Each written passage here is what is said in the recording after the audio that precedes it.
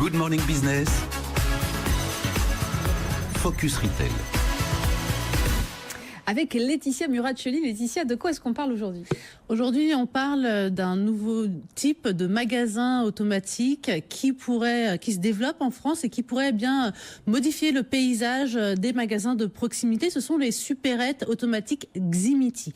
Donc ça ressemble à un géant distributeur automatique. Le client ne rentre pas dans le magasin, pas de personnel, accessible 24 heures sur 24. On peut commander depuis la borne digitale qui est donc sur la supérette ou via une application. Donc vous choisissez vos produits. Certains sont en vitrine, mais vous avez un catalogue sur cette borne. Oui, c'est le même que sur l'application. Et puis vous récupérez les produits dans la box sur le même principe que le distributeur de boissons, par exemple. Mais cette box, elle est quand même plus grande puisque vous avez des produits de différentes tailles. Si vous commandez par l'application, vous allez jusqu'à la supérette récupérer également vos produits. Vous pouvez avoir un panel de produits, d'articles, vraiment ce que vous allez trouver dans une épicerie traditionnelle, du frais, du non-frais, des produits d'entretien, des produits ménagers.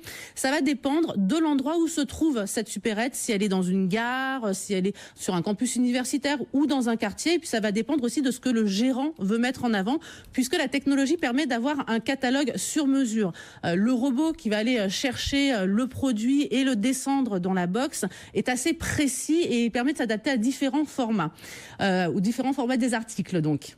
Donc ça tombe pas comme ça, comme dans le distributeur de boissons ou de friandises. Non, il va chercher les articles et puis il vous le descend.